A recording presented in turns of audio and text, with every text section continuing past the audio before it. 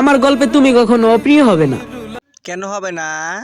আমি সেখানেও দোয়া করে আসছি যেখানে অভিশাপ দেওয়ার কথা ছিল। বিশের আপনি কোনখানে দিয়ে আইছেন? হিজাব ঠিকই পড়ছেন, মাঝখান দিয়ে আবার জামুরে এক সাইড বাড়িকে থই দিছেন।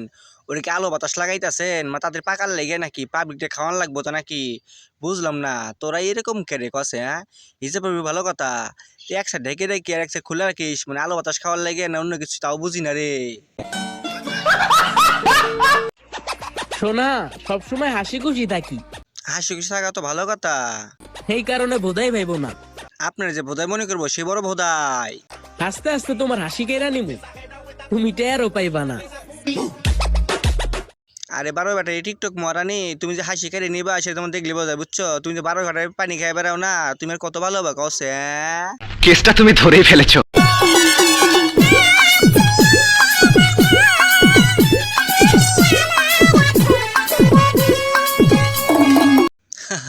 চিন্তা দেখছেন এই বসে বুড়া কাকু আর কাকি কি টিকটক করতেছে? ও কাকু, এত কষ্ট করে টিকটক করার দরকার আছে?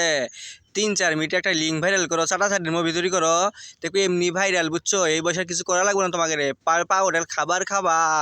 কি মানুষ রে বাবা। শখের বয়সে এক মেয়ের মা, আলহামদুলিল্লাহ।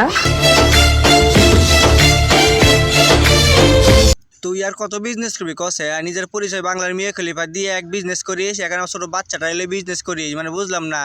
তোর এত টাকা রাখবি কোন যায় কসে? সুইস ব্যাংকে রাখবি নাকি? হোগা বেচে উঠে কামাও, পোলাপান বেচে উঠে কামাও। জাহান্নামী জাহান্নামী জাহান্নামী। তোরে যদি আফসোসি না করাইতে পারি তাহলে আর মায়ের বাবা মেয়ে জীবনই রাখবো না।